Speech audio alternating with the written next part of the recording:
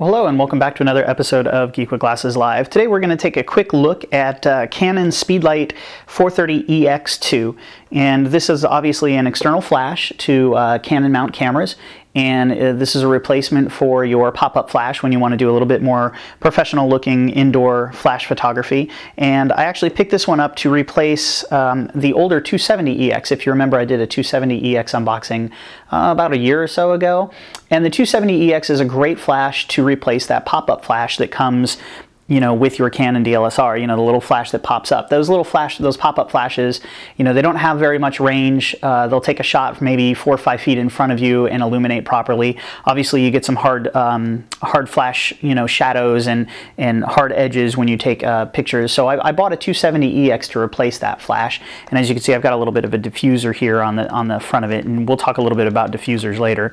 But your basic 270EX, it comes out and it flashes up so that you can bounce the flash off of a ceiling. And this is a great little flash to replace that on the onboard flash. And this is also only about $100, $150 or so. I think you can get them for about $100 online now.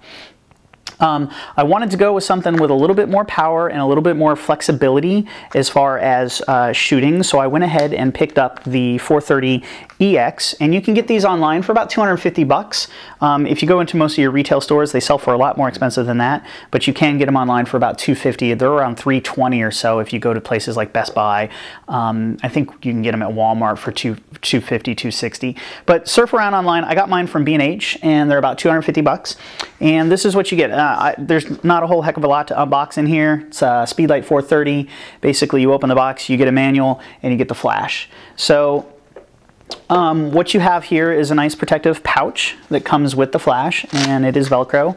The flash, we'll pull this out and just set that aside for just a second, and we'll talk about that in a moment. One of the other things that you get is a nice little stand, and the reason that it comes with a stand is this camera is actually IR and can be used as a remote flash off camera. I'm shooting a Canon 60D, which supports this off-camera capability, and I'll show you that. And you can actually use this, as a secondary flash. So this is nice. I've got my 270EX that I could mount to the top of my camera to use as a trigger, and then I could set this off to the side of my subject or in the back of my subject, or whatever it is that I'm shooting. I can put this in an off location with this little mount, and then the flash automatically triggers on the side. So let's take a quick look at the actual flash itself, and I'll explain to you why the upgrade. So if you remember the 270 that I just showed you, it basically pops, you can shoot flash forward, so it shoots directly straight, or you can move it so that it bounces off the ceiling. Well, with this camera we get a few other options. A lot of times you take those pictures in a portrait as opposed to a landscape, and you still want to be able to flash off the ceiling. So this actually allows you to rotate when you're holding that camera sideways and shoot it off the top. So let's just take a quick tour. 430EX, as you can see, we've got lots of buttons and controls. And again, when I talked about the flexibility, this camera has much more flexibility to shoot. For one, you've got a little light so that you can kind of see your settings at night. And you also have a zoom capability. You'll hear a little zit, zit, zit here. Let me do this here. So you hear that little sound, and what I'm actually doing is I'm changing the zoom or the power of the flash. So right now, as you can see, if it's focused there, it's at 80 millimeters. I could take it all the way up to 105, or I can take it back down to basically 24 millimeters or wide open. And what that's actually doing is physically moving the flash in and out inside this casing to project the light further depending on how far away from your subject you are. The flash also has a built-in wide angle filter, so you drop that down, and that helps you for when you're taking those wide angle under 20 millimeter, but 20, 18, 14, fisheye. This helps spread the flash out so that it covers that wide angle shot that you may taking. Otherwise, you leave that up for any projected type shots. Couple of the other options on here, we've got different modes. So you got hypersonic mode, you got manual mode, hypersonic sync, I'm sorry, which is this button here. And then if you hold this zoom button down for a couple of seconds, this is where you get the remote. So as you can see here now, this camera is shooting on channel 1, which is just the IR channel that the camera is going to communicate with the flash, and that is slave A. And you can actually, with my camera, if you had 2 of these, you could have one on each side of your subject, and then a camera, the camera flash would be a third flash, and you can actually control up to 2 of these remotely without having them attached to the camera. You can take it out of that remote mode. There you go, and turn it off. I'll show you how it mounts. This does take 4 AAA batteries, and I'm sorry, not AAA, but AA. So, you know, if you're going to be doing a lot of flash photography, probably a good investment to buy some rechargeables. Otherwise, get some of the lithium-ion batteries. They seem to last the longest in devices that require, you know, fast refresh, like a flash. So the way this works is you take our camera, and just like the 270, it just slips right on the top. Okay, put it on the hot shoe, and then you lock it over, and now it's locked onto the camera. You don't have to worry about it coming off. And as you can see, sorry, I kicked the tripod there. You know, I can take this and I can bend it down for straight flashes, or I can turn it up if I needed to, if I'm taking those landscapes and I wanted to shoot off the top. And, you know, it rotates in both directions, actually rotates reverse and up. So you've got full flexibility on how you're going to bounce that flash around. And then the camera actually has the settings to control the flash. So all of these buttons that are on the back, my camera actually has on-camera settings. So I can make those changes here physically with the menu options, or I can make them on the flash itself. But here, real quick, just to demonstrate kind of the remote flash capability, which is kind of unique. And it's not necessarily unique. A lot of flashes do this.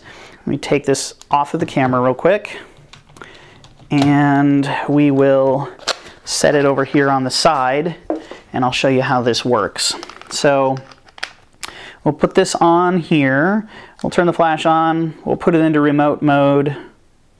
Okay, and so as you can see, it's blinking. You should see the little blink there. Let's put this over here. And what I'm going to do is I'm going to turn my camera on, and I will pop my flash ups because I'm going to take a flash shot, and I'm just going to go ahead and take a shot here, and you're going to watch that flash. So what you're seeing now is the flash on the camera, and then you're going to see that flash trigger when it takes the shot. Why isn't it focusing? Oh, it's focusing because I have the lens cap on. All right, so here we go. Let's try this again. Bam. So you just saw this triggered. My camera taking the picture, and as you can see, you'll see both of these flashes will trigger so that both of them actually shoot. So this gives a lot more capability and a lot of flexibility. So there you have it. That's remote shooting. Kind of a nice little feature. You turn that back off by just holding the zoom button down, and it's no longer a remote. You can just go ahead and mount this to the camera. You got a pilot button so you can test the flash out.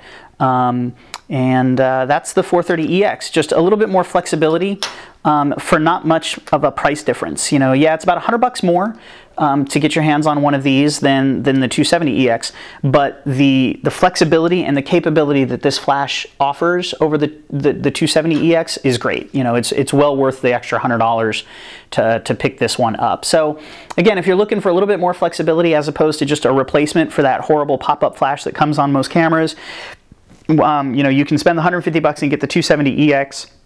Just gives you a tiny more flexibility and a little bit more range than the pop-up flash that comes on the camera. But if you save up your extra ducats and spend about an extra $100, you can get a 430EX. And there's actually 3 models in these higher end flashes. There's the 580, the 430. I believe it's a 580, the 430, and then a 320 or a 330. So this is the mid-grade. I personally will never need a 580. And a 580 is almost too powerful for what the type of photography that I shoot. So there you go, that's it. That's the 430EX. I'm gonna go ahead and take a couple of test pictures and show you the differences between onboard flash, 270EX, and 430EX, and how you can actually use the 430 for more flexibility. So thanks for watching, and stay tuned for another video here for an accessory for the 430EX to make to make portrait photography a lot nicer and a lot less harsh. But thanks again for watching. As always, geekwithglasses.com. I'm sorry, it's geekwithglasses.net. Somebody else has geekwithglasses.com and they don't use it. So geekwithglasses.net, facebook.com/geekwithglasses, and twitter.com/geekwithglasses. As always, please subscribe, recommend me to your friends, and hit the like button. And if you have any questions about flash photography or any of the things that we've talked about on Geek with Glasses, please leave a comment in the show notes below. Thanks a lot, and we'll see you in the next video. Bye-bye.